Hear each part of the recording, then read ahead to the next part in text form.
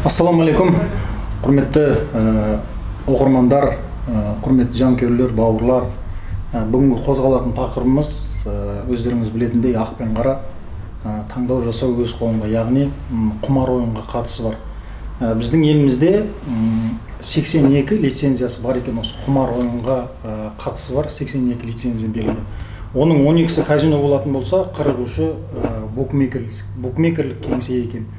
Бір ғана Нұр-Сұлтанның өзінде бір букмекерский контораның өзінен жылына 250-200 миллиондай табыс алып келеді екен. Сол қаражатты сізбенен мен секілді бүгінгі біздің эфирімізге қонақ болып келіп отырған, сонау Шымкенттен аттарлетіп Ернар бауырымыз келіп отыр, Ерекең сияқты жігіттер осы бір дұрыс емес табысқа үлес қосып, өз нәпақамыздан ажырап, ағайындарды зарға қақсатып, өтірікші атанып, ағайын жұрттың алдында, отбасының алдында абыройсыз болып жүрген жайымыз бар. Енді бүгінгі тақырып сол туралы қозғамақшымыз. Қазір таныстырып атқанымда Ернар Шымкенттен келіп отыр. Жақынырақ таныстыратын болсам, осы ақ пен қара тақырыбын қозғап жүрген кезде Инстаграмға дайректке жазып, Шымкентте арнайы кездесіп, содан бір жыл 7 ай өткен екен. Қазір Ерекеңнің отбасы да, тұрмыстық жағдайы да, жалпы ортадағы абыройы да барлығы қайта орнына келген. Лайым солай болсын. Ереке, уақыт бөліп келгеніне көп-көп рахмет. Бұның өзі негізі қою ерлік болатын болса, не дейтін, ақылды адам өзінің қателігінен сабақ алады, дана адам өзгенің қателігінен сабақ алады. Енді екеумізде құмарға құмарты бір-бір шалынып тұрғаннан кейін, осы эфир алдында өзімізден кейінгі, өзіміз секілді адасып жүрген бауырларға бір кішкене үлгі өнеге болса, насихат болса деген тақырып қана қозғап отырмын. Өйткені бұны қозғамасақ болмайды. Бұл тақырыпты бас көтеріп, ешкім шырылдап атқан, тоқтатайық деп атқан, немесе бір елдің санасын, руханиятын оятып атқан әзірге мен ешкімді көнбеймін. Сондықтан ақырындап қолға алып отырмын. Бірінші сұрақ. Құмар ойынға не итермеледі жалпы? Басынан бастап көрейікші. Ассалаумағалейкум, қазақ елі. Амандасып өтейін. Итермелегенде бұл ойынға негізі ешкім итермелеген жоқ. Өзімнің бір қызығушылықта болған жоқ негізі оған. Бір досыммен барып, досым ойнайтын бұрыннан. Сол досымның қасында барып, көріп жүріп үйренген нәрсе негізі. Яғни содан басталып кетті ғой. Сыныптан басқасын бәрі жоғат деген сияқты. Кіммен дос болдың, осы тұста тура келеді екен. Енді ортаға себеп болып тұр ғой. Иә, орта себеп болып тұр. Орта себеп мақұл, ол бір дейік. Енді оның арғы жағындағы ата-ана тәрбиесі ықпал еткен жоқ па? Мысалға, ерке өстің, ішем дегенің алдында, жейм дегенің алдында, кием дегенің үстіңде. Мүмкін ата-анаң бетіңді қақпай өсіргендіктен еркеліктің салдары емес пе осы? Ол менде де болды, менде өзім үйдің тұңғышы болғаннан кейін, бір ұл болғаннан кейін, әке-шешем бетімді қақпай солай өсірген. Бәлкім менде де кейде өзім ойлаймын. Жоқ, мен де үйдің тұңғышы, бірақ еркелік өстім деп айта алмаймын өзімді. Әке-шешем барынша еркелетті. Бетімізден қаққан жоқ. Бұл жерде ата-ананың тәрбиесі деп мен ата-анаға жаппаймын іште, ата-анам жақсы тәрбие берді негізі. Бәлен бар өзімізден ғой негізі. Қызығушылық танытқанда өзіміз. Сол жерге досыммен барғанда өзім ата-анама барған жоқ. Жақсы, яғни берді отбасылық жағдайда емес, сол ер жетіп болдым деген кезде сол көшеде уже самостоятельно жүретін уақыттарда басталған дүниелер ғой негізі. Қызмет жақсы болды, е? Қызмет, иә. Әкем әскерден кейін майы қызметкер қылып қалаға, Шымкент қаласына кіргізді. Осы ойынның да себебі бар деп айта аламын, жұмыстан шығып кеткеніме. Кетуіңе ма? Бұның да септігі тиді негізі. Ашық айтатын болсақ, сол қарыз ақша ма, немесе ойында жүріп жұмысқа бармау ма, жауапкершілікті мойнынан алыстату ма? Жоқ, ешқандай қарыз ақша неге емес, жауапкершілік емес, просто жұмысқа бармай қою. Уақытылы жұмыс орнынан таба алмаймыз. Ойында жүресің. Ойында жүреміз, ұйқың қалмайды. Азында тұрмайсың. Бір рет кешігесің, келмей қалған кездер болған шығар. Енді шынында айтайын, бір рет емес, бір 10 реттен көп бармай қалған шығармын. Ол жерде де мен ешкімді кінәламаймын. Өзім кінәлаймын. Қанша ұтылдың жа? Мен негізі точносын білмейді екенмін, бірақ жобалап айтатын болсақ, бір теңгеге айтайын ба, сізге долларға айтайын ба деп. Жақсы, мүмкін біреуге көп, біреуге аз шығар, бірақ мен үшін көп болды, ол қатты дейді. 30 миллион ояқ-бұяқ болды ғой, теңгеде. 30 миллионды әжептәуір ақша негізінде. Әжептәуір ақша 30 миллионда. Осы отбасыдағы абыройың қалай болды? Ойнап жүрген уақытта ма? Ойнап жүрген кезде қалай білді? Үйде не істеді? Басында бұл нәрсені ешкім білмейтін. Ең бастамасында ешкім білмейтін. Тығылып барып тығылып келіп жүретін әңгіменің ашығы. Уақыт өте келе жаңағы ақша да таусылады, қарыз алатын жерлер де таусылады. Үйдегі бар дүниені өткізе бастайсың. Жаңағы бірінші өзің ұялы телефондан бастайсың, ламборд аралап. Ол өткеннен кейін келіншегің алтынға жабысасың. Алтын, сақина. Алтын, сақина, сырға. Ломбардты алатын не бар еді, былай айтқанда. Өткізіп біледі. Ұрысқан кез бар ма үйдегі? Қатты ұрысқан кездер, болды, оны жасырмаймын. Сүйектен өтетін кәдімгі бір санаң сілкіндіріп жіберетін. Мен негізі сізге қазір бәрін шын жүрекпен айтып отырмын. Бәрекелді, қуаныштымын. Иә.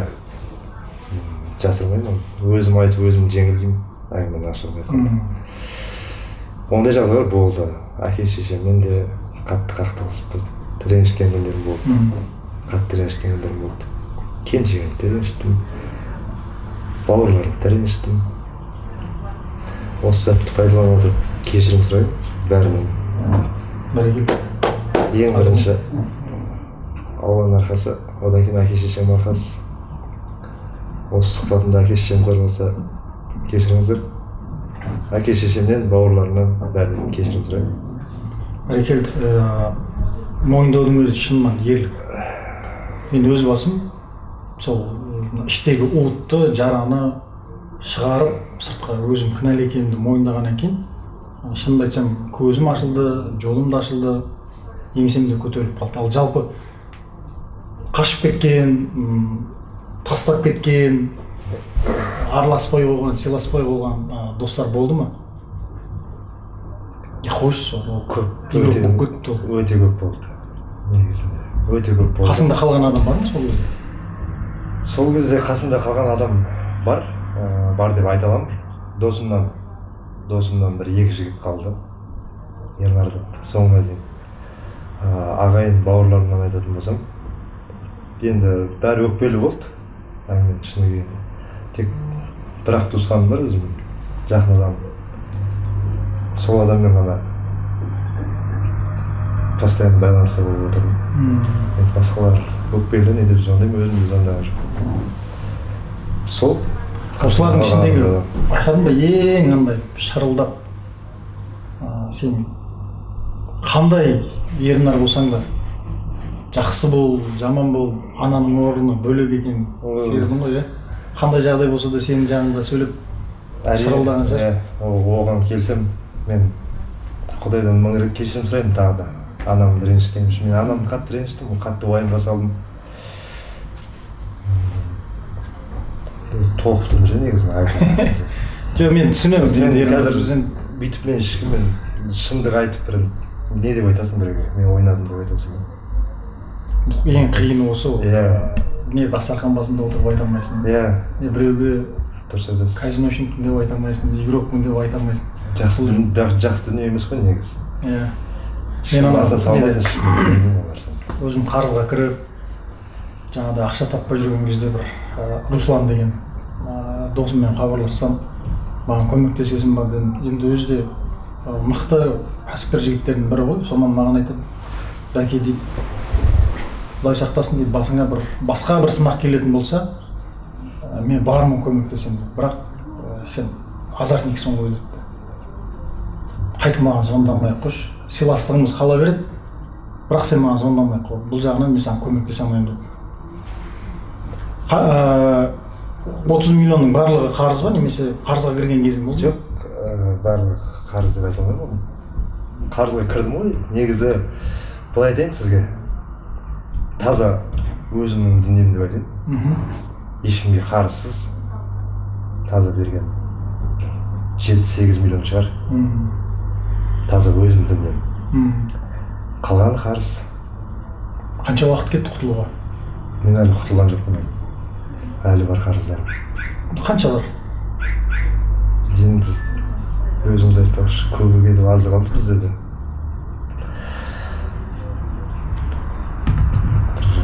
1.700.000 қалған шығар. Деймін енді, азы қалды шынымен.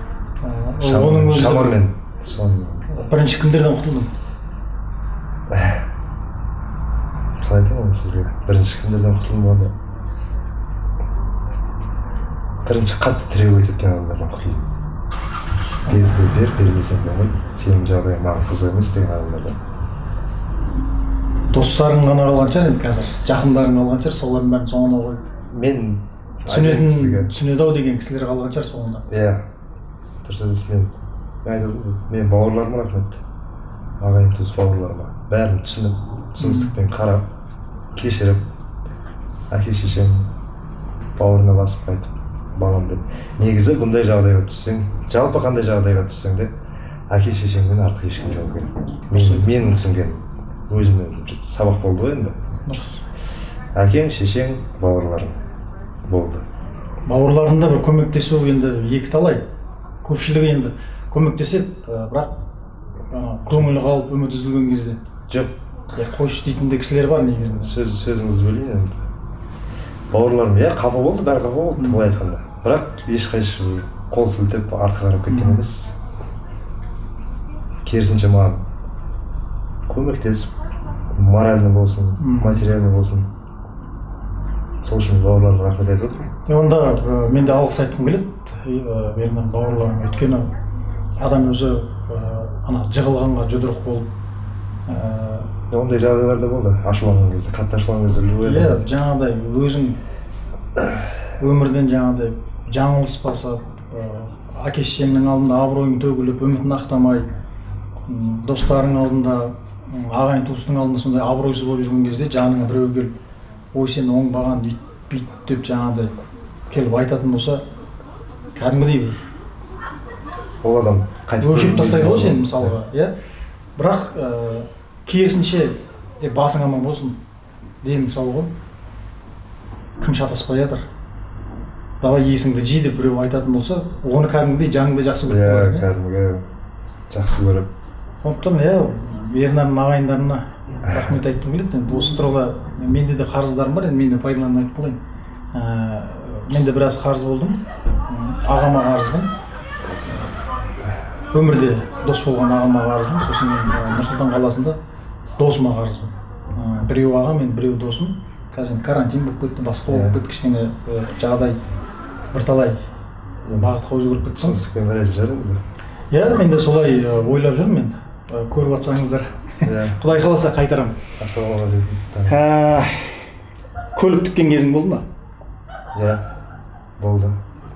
Неше көлік? Маркасын айтпай-ақ қой, неше көлік? Маркасын айтпай-ақ қойын, бір рет. 2 рет, 2 көлік тіккен мен болды. 2 көлігін болды. Біреуін қайтып алған жағдай болды да, біреуі сол жерде қалып кеткен жағдай болды. Залогқа қойып қайтып аласың. Сондай жағдай болды. Ал екіншісі жаңағы сол жерде қалған. 2 рет тіккен. Біреуінде қайтып алған, біреуінде қалған. Яғни бір көлік кетті, одан бөлек 30 миллион, сосын кейін абырой кетті. Уақытша. Бірінші очередь абырой кетеді ғой. Өтірік айттың ба? Өте көп айттым. Есебін білмейтін жерсің ба? Енді мен сізге былай айтайын, бұл ойын ойнап жүрген адам өтірік айтпайды деп ойламаймын. Жоқ, айтады ғой енді соны. Есебі жоқ шығар деймін да айтып. Есебі жоқ. Өте көп айттым. Ойынға ақша алу үшін бір адамның фантазиясына кірмейтін өтірік айттың ба, есіңде бар ма?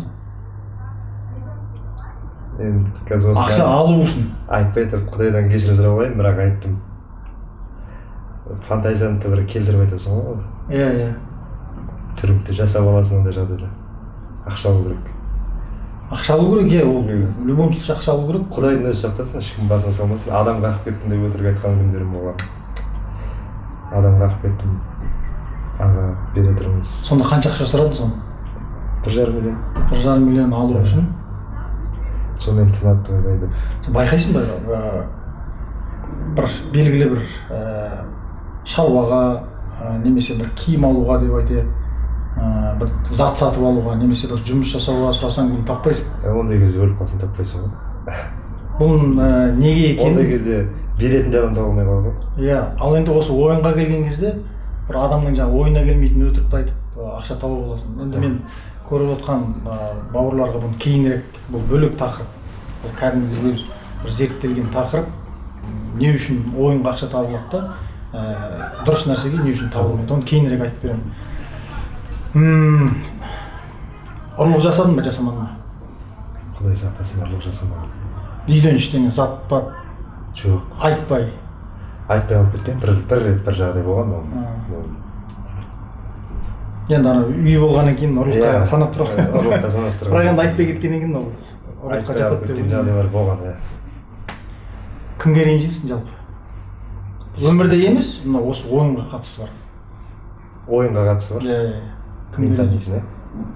Иә, осындай бір шалыс басуыңа ешкімге ренжімеймін. Кінә өзіңнен ба? Әрине өзім. Мені біреу итермелеп апарған жоқ. Қинаған жоқ, заставить еткен жоқ ойнадырып. Өзім бәріне кінәлі. Алғыс болса да жаңа ағайын туысқандарға, бауырларға? Алғыс негізі ең бірінші Аллаға, одан кейін әке-шешеме. Одан кейінгі сатыда мен ағайын туыс бауырларыма. Нағашы жұртым бар, әкем, ағалар, інілер бар, өзім ағаларым. Жаңа 1 жыл 7 ай өтіп кетті, екеуміз кездесіп. 1 жыл 7 ай өтіп кетті. 1 жыл 7 ай өтіп кетті. Енді ол ашып айтпай-ақ қойын. Отбасылық жағдайда да кішкене айқай-шулар болды, келін кетіп қалып деген сияқты. Онда енді білем ғой енді барлығын. Сонда екеуміз әңгімелестік, не істеу керек екенін айтып, бар білгенімізше айттық. Нәтиже берді ғой бастысы. Нәтиже берді. Мені қалай іздедің, не үшін іздедің, қалай таптың? Кім айтты? Ол былай болды. Мен бір күні Шымкент қаласында ойнайтын жер бар өзіміздің, постоянно баратын жер бар. Сол жерден ойнап шықтым. Машинам жоқ, ақшам жоқ, потом мен таксимен кетедім. Телефон да жоқ. Бір сол жерде ойнап жүрген балалардың телефонын алып өтініш жасап, бір досыма звондап өтініш жасап, ала кетші деп. Осы досым жерден біледі. Ол досым біледі ойнайтынымды. Бірақ қой деп қақсап жүр. Соны қарным аш. Сол досым айттым, осыны сен тамақ іше алайық деп. Соны тамақ ішетін жерге барған кезде, жаңа сізді айтты. Жігіттерге ортатын әншісін қойдым ба бағана деп. Осындай. Ютубтан қосып берді, мені көр. 45 минут болады, уақытыңды бөліп көрші деді. Бастан аяқ көріп шықтым сіздің сұхбатыңызды. Сонымен өзім уже жетер жеріме жетіп жүргем сол кезде. Ойын болды уже. Яғни қоя алмаймын, бірақ қалай қойсам болады деген бір. Ойнайтын ақша бітті. Ойнайтын ақша бітті, қарыз алатын жер жоқ, ақша. Мені іздеп жатқан қаншама адам әлі де бар шығар, көрсе айтатын шығар, мына жақта жүрген деп. Құдай қаласа, сіздермен де әлі хабарласам, жолығам. 20-50-ге қойдың ба телефон? Уайымдамаңыздар. Телефон былай айтқанда айтып отырмын ғой, 20-50 емес, вообще өшіріліп тұрады, или вообще ұстамаймын. Былай айтқанда. Содан сұхбатты көргеннен кейін? Сұхбатты көрдім. Сен толық қойдым, осындай жағдай болды. Бәрі ойында қалай бар, солай айтып отырсыз. Тура менің жүрген жерім сіз айтып отырсыз. Соны сізбен хабарласып ақылдасайын деп, қалай болады бұл, қалай қоюға мүмкіншілік бар ма бұл нәрсені? Вообще возможно ма оны қою деген сияқты ойлар ғой енді. Бірақ ниет бар. Мен түбі осы шырмауықтан шығып кетем деген. Ниет бар, бірақ қалай қалтаңа ақша түседі, сол кетіп қала бересің. Сөйтіп жүргенде сізді Инстаграмдан таптым, дайрегіңізге жаздым. Bir апта дегенде сіз хабарластыңыз, содан кейін екеуміз жолығып сөйлестік. Иә, Шымкентте жолықты. Сізге алғысым шексіз бағлама. Енді құдайсыз қурай сынбайды. Мен кейде өзім ойлаймын, осы бір миллиондаған қазақтың ішінде менен де, сенен де зорлар ойнап жатыр ғой. Иә. Ол неше түрлісін көрдік қой. Үлкен қызметкерлер болсын, үлкен кәсіпкерлер болсын, елге танымал тұлғалар болсын. Неге солар осы бір тақырыпты қозғап, мына қоғамның дерті екенін неге солар қозғамады? Неге менің осы бір мен барып шалыс басып, одан кейін барып ақпен қара кітап шығып, сол кітап жазып отқанда мен түсіндім. Яғни жайдан жай ештеңе болмайды екен. Мен қаншама қарызға кірсем де, ана кім Жасұлан Базарбаев бар ғой, диетада, сол ақпен қараның презентациясын жасап отырып қой, елдің бәрін айтып жүрмін. Мына сияқты құрдаспыз ғой қалдың деп, мына сияқты ақымақты көрініп тұрма деп, өз күнәсін өзі сатып жүр дейді. Сол енді ақпен қараның өзі мен ойламадым, бірақ енді Құдайдың қалауы біраз табыс әкеліп берді. Қарызымның 100%-ын жаппаса да, 50%-ын жаппаса да, кәдімгідей еңсемді көтеріп тастады. Яғни қорытындылайын дегенім, жасаған қателігіңнен пайда келтіруге болады екен. Яғни азартыңды талантқа айырбастау керек та. Мысалы мен өзіме пайда әкелгені ақпен қара кітап шықты өмірге. Неге түсіндім. Оның артынан қарсыз қазақ шығып жатыр. Бұның барлығы осы азарттан құтылдың. Енді не істейін, бәрі аржаңды қарсы тұр ғой. Аржаңда сол қарсыз қазақ деген кітап шығып жатыр. Сол сияқты өзіңе не пайда берді, не сабақ алдың? Не пайда берген сізге қалай айтамын? Жалпы не қымбат екен? Уақытың қымбат па, жоқ ата-ана қымбат па екен? Бұл өмірде ақша қымбат па екен? Менің өзім абырой қымбат па? Жеке түсінігім бойынша, жеке түсінігім өзімнің жеке басым ойы, әке-шешем денсаулығы қымбат негізі. Сол кісілердің денсаулығына көп әсер беріп қойдым да мен. Қанша нервім құрттым, мен қанша жерде бас иіп қалған кездерде болды. Сол нәрсені қымбат сындым енді өзім. Одан кейін барып мен еркектік арым. Достарымның алдындағы, ағайын жұрттың алдындағы, жалпы мені танитын ортадағы абыройым. Сол нәрселерден... Осылар қымбат болып? Қымбат, иә. Кәдімгідей түсіндіріп берді. Бұрында білдің ғой, бірақ қадіріне бармадың. Иә, бәрін біліп жүрді, негіз біліп істейміз ғой. Оның рас, енді пендешілік басым ғой, шамамыздың келгенше сол әке-шешемізді ренжітпеуге, абыройдан айырылмауға әрекет жасаймыз ғой, бірақ кейде де шалыс басып қалатын кезіміз бар.